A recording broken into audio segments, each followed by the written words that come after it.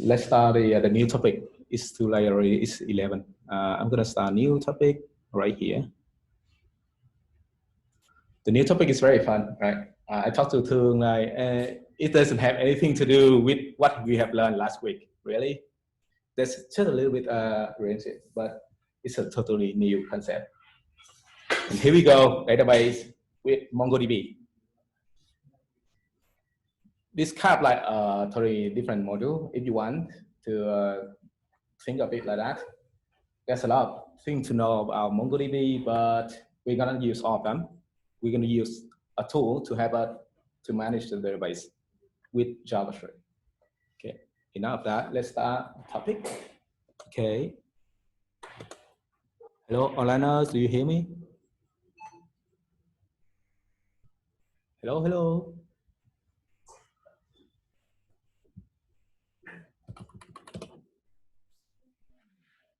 Can you hear me at the back here? Hiếu? I guess I think he come in pay the same thing. Can you hear me? Okay, he makes me like think, oh, he copied my text and then yeah, I can hear you. Thank you. So now I really like this topic, my database. I will explain why we learn MongoDB instead of other stuff later. Let's recap last week. Maybe it's not necessary really. We know Node.js, we know Express. What is Express? What is Express? Express. Elisa? It's a framework. Yes. What does it do? It's like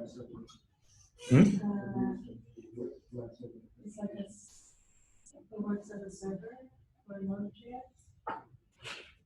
Basically, it's it's a framework that will help us create a web server, right? And there's a couple of rules we have to follow their design, right? Actually, Express encourages the MVC design button. Okay, it worked really well with MVC. And then what's MVC? Model, something control. Model, views, and controller. So we learn about view. We learn about controller. What is controller in our code earlier? Can you tell me? What's controller here?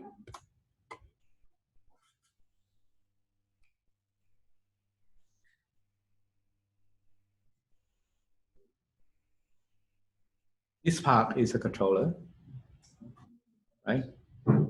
Why? Controller is like to control on the routes, all the logic, incoming logic, and the outcome logic. Like for example, we read a request, and that request will point to this endpoint. Okay. Then all the logic in there will be controlled by the controller. So controller will decide, okay, he sent a request, a GET request to this endpoint, and here's some queries or parameters on some data that the user sent us. So let's do something. Return it to the user. Let's do something, return to the user. Okay. And what's the view inside this controller, inside this endpoint? What's part of the view here? I would say this. Yeah, instead of using a respond, a render, SPS template, right? Now I respond with a text, a simple text. Okay, it doesn't make any sense in real application, but just show you how to bring text, right? The purpose just show you how to bring the text on top of the image. So I use response and okay. So there's a little bit of the model here. What is it? Can you guess?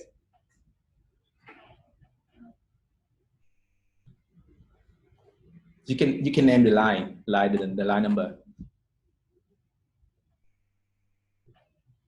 Try to guess. Start from here, around here. Okay. So we actually read the database, right here. line 57. Then we reset it and then we set it back. So 3 lines of code here means we get the arrays, which we will call it collection later. And then we add one more item to that collections, to that array. We save the array back. So here is kind of like a model, but it's very simple and it's kind of like slow. But it basically is something model related to model. So today we will learn how to handle this properly, right, from the database side. Right. That's the part that we mostly avoid last week. Right? We try not to use model. So here we go. The models, you can say supermodels. This actually, like I said before, is the heart of our applications. Without any model, our app will be like very simple and it's not that attractive. Today assignments, we're not gonna do anything related to Node.js at all, right? We will try to learn the concept of the model database. So let's not worry about JavaScript or anything. Focus on how database work.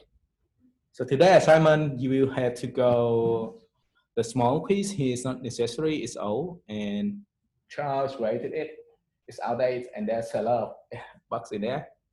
I will show you later, but basically today we will have a little exercise. Here we go, you go to this MongoDB introduction page and try to complete the first module. It's very short, don't worry. I will show you how. Here's a little bit of teaser to exercise your brains. So if I want to hire you for a job, right, and I give you 2 options. Upfront $1 million or 1 cent at first, and then every day I will double it. For example, 1 cent, 2 cents, 4 cents, 8 cents, 16 cents for 30 days straight. Which one do you pick? Which option do you want? 30 days. One-time payment, $1 million, or 1 cent and then double it after every day, subsequent day, for 30 days. You can calculate using your computer. Huh?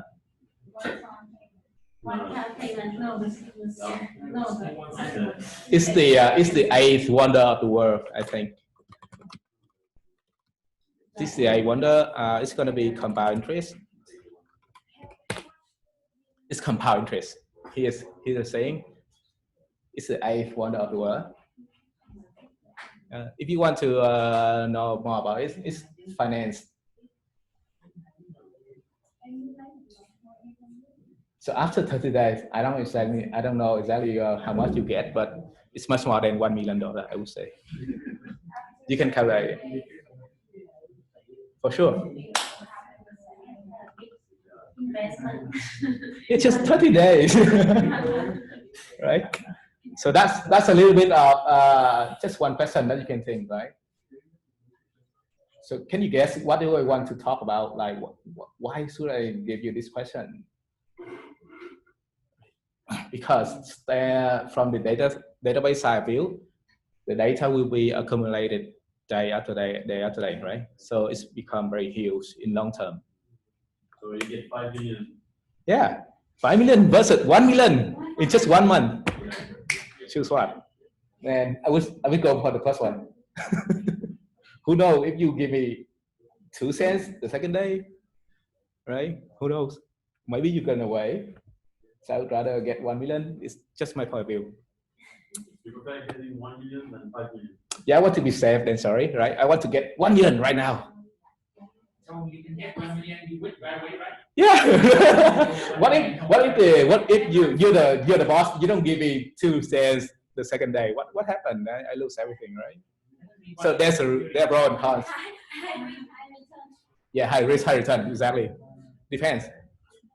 It's just for fun. It's just a job, right? Right. So here, the reason why we want to talk about that question, because data, the same thing goes for coronavirus, right? It accumulates day after day.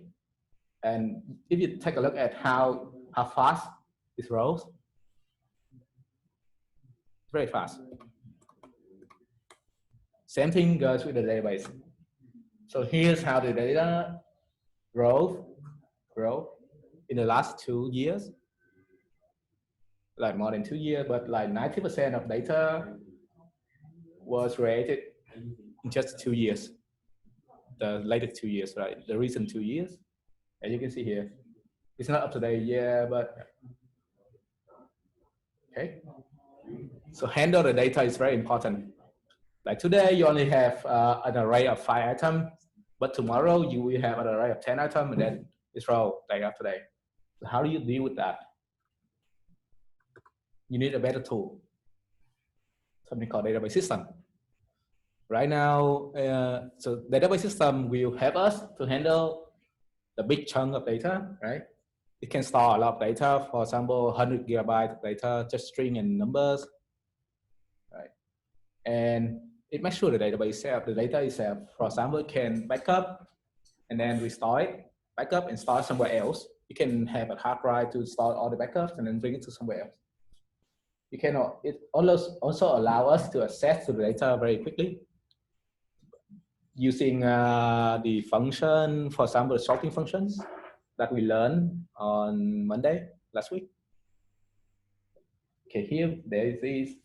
You can also filter which data you want to wrap. For example, you give the controller will say, give me the image file with that name from this day to that day, for example, then the database will know it and then return the exact data that you want. So that's the database system. Also, it allows you to update and save it correctly. There's no error during the transactions. There are 2 kinds of database systems, SQL and NoSQL. SQL stands for Structured Query Language, and NoSQL means not only Structured Query Language. Just think of SQL is kind of like your Excel spreadsheet, right? You have tables, you have rows, you have columns, and NoSQL is kind of like Word, Microsoft Word. For example, you have string and objects, something like that. So storing data in Mongo is very hard for a beginner to understand, but it's growing in popularity in recent days. And SQL is the original way that people do with database. You will hear about MySQL, PostgreSQL, Oracle, something like that. So those are SQL.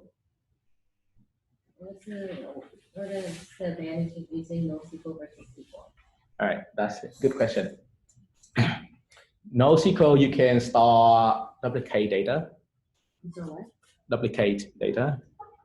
The idea of SQL is that you're not gonna store duplicate data, but in NoSQL you can. NoSQL is very good for scaling. You can take a part of this database and move it to somewhere else, some host and some other clouds. But using SQL is very hard to do that, because NoSQL is kind of like Microsoft Word. You can have multiple Word files. And for Excel, you need to have one complete tables or spreadsheet, right? If you deal with Excel before already, you should know that using Excel, you need to store all data in one file. It's very hard to take this file, split them like into multiple files, and then do calculation with them. It's very hard using Excel. But for Word, you can have multiple different documents or different files of Word. Scale, NoSQL is scaled horizontally, and SQL is scaled like vertically. It's very hard to understand it right now, but you need to understand more about the database in order to know that. But that's how I would explain it. Okay. And nowadays, as we know, as you see in here, the data, it grows like exponential, right? So that's why the needs of splitting the data into different nodes or different clusters or different locations is very important.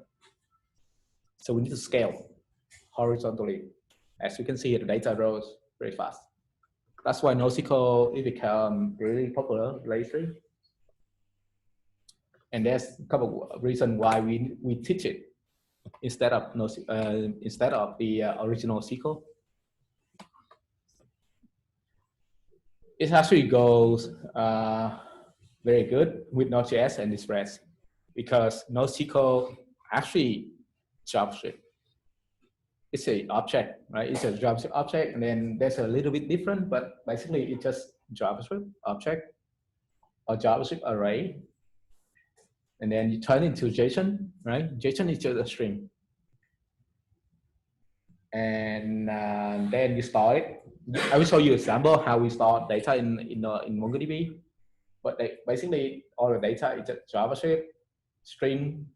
We JSONify it. And then SQL is very important to know, I would say. For example, if you want to work in for general purpose, SQL is always the best choice. If you want to work in the banking system, they always use SQL. There's some banks that use NoSQL, but most of them use NoSQL, right? Because NoSQL is SQL is very safe compared to NoSQL. You will learn more about it later in the course.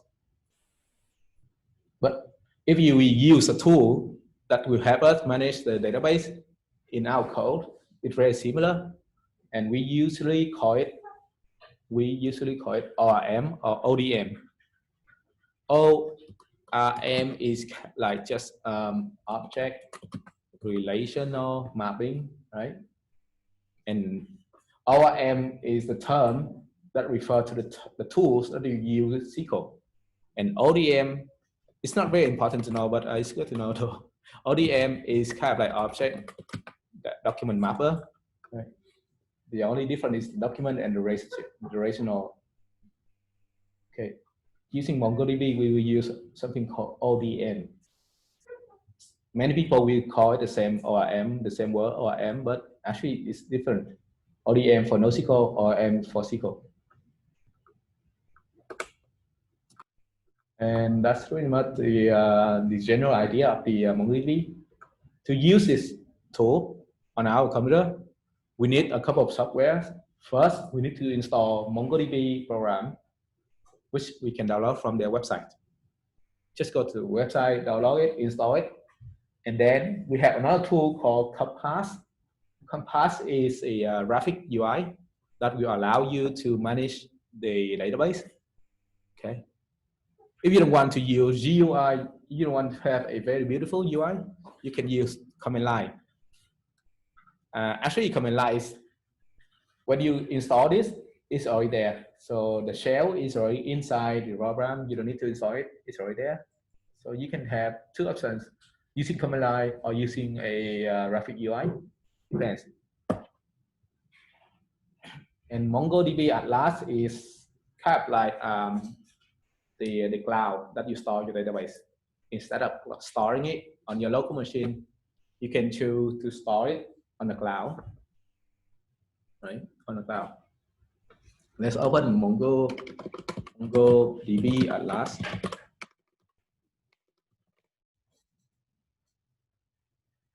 It's a cloud. It's a hosting service that will store your database in there. So there are free plans that you can choose. I would suggest you to create one. It's free, so you should start. Okay. Yeah, we have program. This is the core. The core. We need to install it. That's a must, right? When we install it, we also have cells, something called cells. Cell is basically a command line tool that we will work on our terminal. If you don't want to work with your terminal, you can use Compass, which allow you to use your mouse. Click, click, click, click, right? And then lastly, we have Atlas. Atlas is another way, another tool to store your database. Instead of storing your local, you can store it from a hosting server in US or in Singapore or in France, right? So basically the four software that we want to use today. And here's some concept that we're gonna use a lot when we talk about MongoDB. we have database, which is what we also, which is kind of like a group of collection. Usually it's a one database per app, right? For now, let's think of it. One app will have one database, right? And collections. Collection is kind of like a group of documents. I would say, here we go. I'm going to open spreadsheet. I'll show you how the collection works here. I'm going to open a new one. Okay, here we go. If you have a collection in SQL, it's going to be tables. So this one is tables. You have rows, you have column, right? Also, collection is the same. It's very similar. I'm going to what's the name of the tool that allows you to use the UI? Compass. So in NoSQL, it's pretty similar. Instead of calling it table, we call it collections, right? Collections. So here's how the collection look like. You open API, you have logs collection, right? Or in SQL, you call it table logs, table user, but here we call it logs collection, user collection, and in those collection, we have documents. These are the documents. One document, two documents. So document is very like, it looks a lot like JavaScript object, right? You have the key and you have the value. Key and the value, key and value, key value, key value, key value, object. Here we go. And here's actually how it will store in the database. Here's how it looks. Beautiful. How it actually stores. And lastly, if you want to compare with the SQL UI, it's going to be look like this. It's going to look like this. You have the row called ID. You have another row called title. You have another row, column. The ID column, the title column, the body column, and what is this? Author column, and you have row. First row, second row, right? So rows represent the entries, right? One entry, two entries, three entries. So you have different views. You may want to see this, or you may want to see it like this. Depends, whatever you want to see. So back to the topic. Database is a group of collections. Collection is a group of documents. Document is a group of related data. Why do I say related data? Look at this. It's very similar. ID, it's document, we have ID, title, body, right? Very similar structure. And this is how we store data in NoSQL. And the data can be the value, the key value here. The value here can be double. Double is a number, but it's for decimal numbers. For example, 0.1, 0.2, it's called double. You also have int is just 0, 1, 2, 3, right? Integer. You have strings, you have object, you have array, you have bin data. Bin data is kind of like data. For example, you can store image on your database too, but don't do that. Just don't do that. It takes a lot of space. If you want to store 1 megabyte image in your database, it's going to take 1 megabyte. But usually the database should be simple, compact, and simple. Don't store data, don't store image data or any file data inside your database. It's a bad practice. Okay, you also have another type. This type is very important. It's only in MongoDB. They call it object ID. Object ID is an object, but it looks a lot like an ID here. Here's how object ID look like, right? Object ID. You have a string. You have a class called object ID, and then the string will be the value of that. So just keep in mind, this is how you store object ID. The string will be unique. As you can see, we will have different string. If I open this, okay, I will have different string. Okay. Totally different. So instead of ID 1, 2, 3, 4, 5, we will store ID like this in Mongo. And if you want to think, talk more about the ID here, actually this string will be, there will be 3 parts of this string. The data object, the middle will be I will explain here, object ID, object ID in MongoDB. There's an explanation on the official page. So it comprises of 3 parts, 3 or 4 parts. The first 4 bytes, first part will be the Unix timestamp, right? The second will be the machine identifier, which we don't know about it. It's machine language. And this is the ID, is the exact ID. And the last part will be the counter. For example, 1, 2, 3, 4, 5, 6, 7. That's the counter. And here, let's take a look at this. You will see there's a different part of this, but the counter will be 327. If you create right after this, you create another document. So it's going to be 327, right? And the first part will be different. The second part will be the same, but the first part will be different because it has a different timestamp. You don't really understand all this, but when you actually work with it, you will see it's very similar. Sometimes you see the same string, but there's only a little bit different at the end, at the beginning. For example, it's going to become 360, right? Something like that.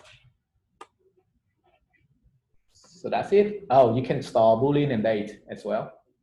Boolean and date. There's more thing. You can store geolocation. For example, you can store point, latitude and longitude. We'll learn more about it in week 10. So here's the example document. Example document. They're all string, right? They're all string. You have the key, you have the value. You have the key, you have the value. You have key, you have the value. This value is integer. This value is double because it's decimal. Integer. This value also integer, even though it's 1970. String, double, integer, string, array of string. String. It's just like JavaScript object, nothing more. So here we go. You can actually take a look at the real database. You can copy this string and paste it in Mongo like this. I'm going to create a new connection. I'm going to copy this. You have to install Mongo on Datbases first, right? Install Mongo first, and then install Compass. I'm going to paste a string here. Connect. Okay, connect it, I guess. There we go. This is an online database from Mongo, official database. We have a bunch of different collections, as you can see here, right? It's very huge, like 200 megabytes of strings. That's a lot. See, 1 gigabyte of string, 400 megabyte of string. That's a lot, a big database there. Take a look what it looks in city byte, for example. You have, what is it? Collection. Oh, those are database, sorry. Those are database. So here's collection trips. Collection trip, we have a bunch of different documents. And if you can see here, they are very similar. You have the trip duration for each trip, right? Elisa. You have starting ID. You have the name of the station. So these information are very similar, right? But there's some different here. Some document, they don't have some value. For example, I want to say, for example, I would say this document, there will be no gender. but the other document we have it. It's okay. It usually be like that. For example, this there's no birth year, but this command will have birth year, but the rest of it will be similar. And today, objective is to get familiar with MongoDB. You will have to install the software. You will have to complete the certificate. I would say, let's go to the lab here and the slides. And after you install everything, here's how you connect to your local database. You type Mongo. I would say I would do it here. Okay, I'm gonna do Mongo. Hit enter. Boom. I'm connected to my local database. And then, so use sudo app means to use a database. For example, I'm gonna show on database. So DBs. So I'm gonna use book demo. Use book demo. As you can see here, switch to DB book demo means I'm using this database, right?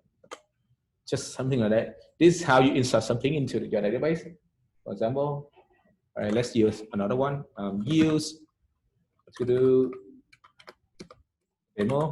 Okay, and now I'm gonna db dot to-dos.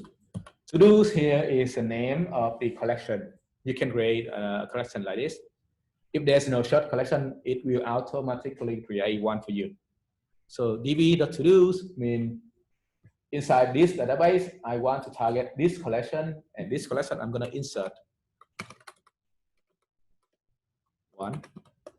So here you have insert one, you have insert many. Insert one means insert just one document. Insert many means you can insert multiple documents at once. So let's try with insert one first, right? Insert one. What is the key inside your to-do app?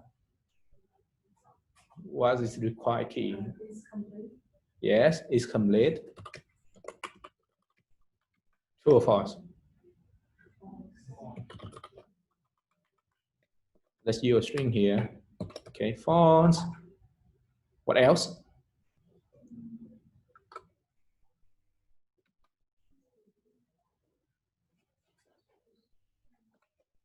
What do you call it? Description? To-dos or description, let's call description or contain or anything.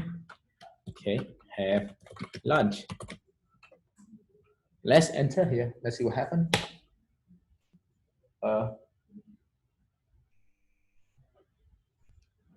Okay, successfully insert. Now, if you want to see all the to-dos, I'm gonna do db.todos.file. There we go. This is what I insert earlier, right? What if I create more? Same thing, and then I have dinner. Hit enter. One more. Have breakfast, and this time breakfast is done, right? And breakfast is done, so I change true. Hit enter. Now I insert two more documents. I'm going to do db.todos.file. Don't worry if I do it too fast here, because you're going to practice this in the lab. Just show you how to insert document and file by them. Okay, here we go.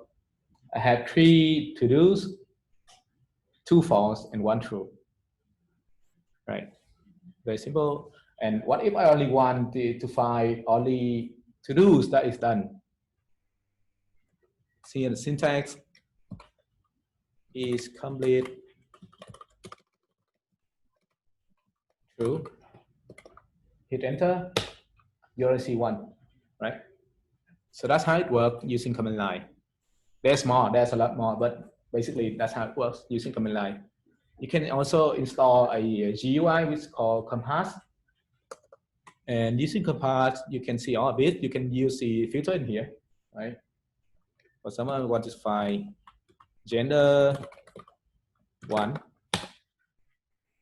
When you enter, it actually filter all the document which have the gender 1 for you, right? They are on gender 1, right? That's how it works using GUI and command line.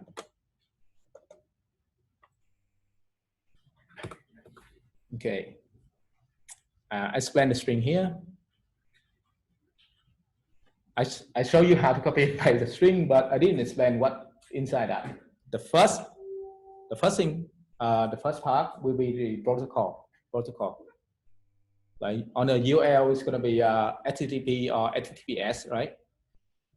But here, using MongoDB, it's called MongoDB or MongoDB plus SRV. You can use either one of them. And then the second part will be your username. This is your username.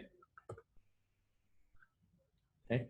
And after the colon, you have a password. This part is the password. Then you have a symbol @ and then after @ is the domain or the host. So it's the official database, or it's an official URL domain. And then test is the default database name. You can omit it, it's okay, or you have to, like, you don't need to use test here. You can omit it, but it's best to use test, because any database will have a test database. Any server will have a default database called test.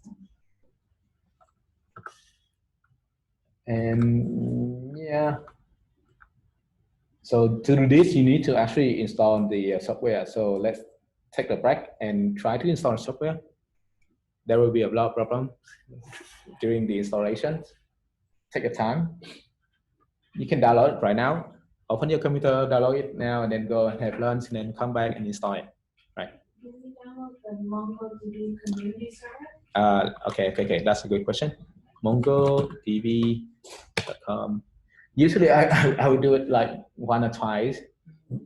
If the software is already inside the system, you need to install it again. So that's very hard for me to keep track of what's updated. Okay, start free. No, not here. And for MacBook, Software. do we use Homebrew tab? Homebrew. Says tab the MongoDB Homebrew tab. Oh, wait. I would say, let me take a look here first. You use community server. Okay. Community server. And then here, you can download it. You can choose your platform. You choose version, you choose platform. Usually, you will want to use the current version, 4.2.8. Don't use release candidate or development, right? Always use a stable version. Then you can choose your platform. You can choose Windows. You can choose Ubuntu, or you can choose macOS, and then download it. Okay, click download, and then try to install it. Just like that, it's very simple. All right. And once you're done, you can try a couple of these, or you can go. This is a very important milestone. Go to the website.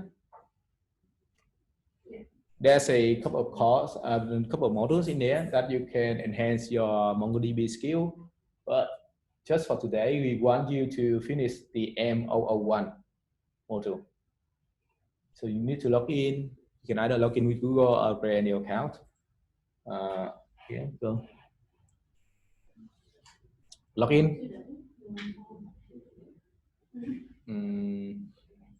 Wait a couple of seconds, it's loading. All right. for an file. That's really funny. Again. What? Oh, it's not this anymore. I need to update the link. So you can start your course here. Click it. And then you need to finish the M001, the basic. Okay.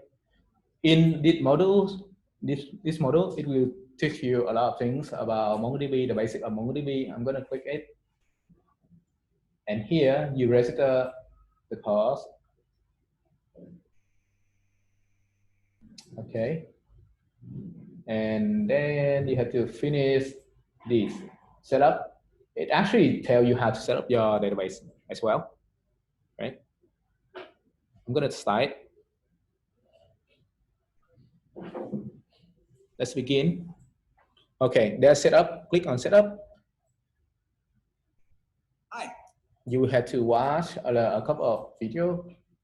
This is official website, official course from MongoDB, so it's best if you follow this, right? There's a couple of explanation. There's also transcript. There's overview. It's on. In this course, It also show you how to install on Windows or OS X. Okay, depends on your platform. And if you have problems, for example, you cannot connect to the database for some reason, it will say, are you behind the firewall? If you have it. And then there's a bunch of things you can try to do. Okay. All right. much of our interaction with All right, here's a bunch of things you can do today. Actually, the last bootcamp, they finished pretty early. This one, so I think it's doable today. All right, that's it. Let's take a break, and you try to install it.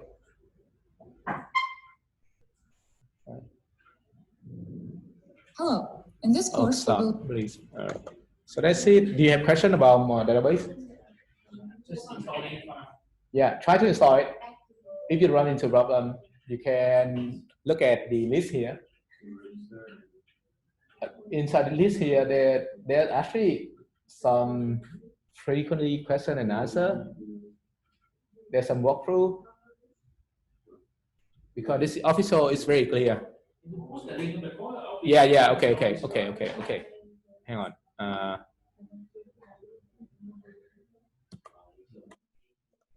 They change the links once in a while. So here we go. Oh, not here.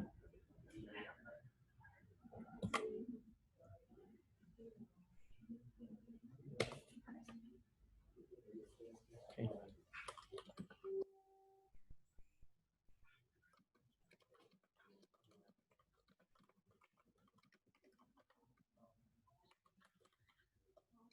I downloaded that thing and I opened the file, but now it's already open. Install it. Okay. Follow instruction here. Installing MongoDB on OS. It's very clear. I cannot install it again and again and again. So it's very hard for me to show you. There's steps. Okay. What is the home directory? Mm, Look about your home directory. But I have no idea. home directory, step 7, you mean? Step 2. Step 2. Move the file to your home directory.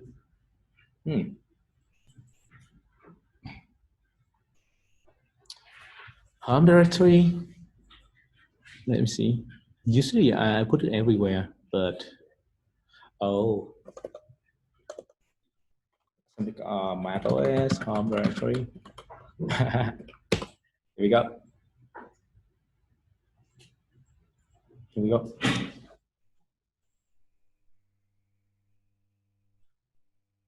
Oh, you go open your folder, click go, and then click home. Neat.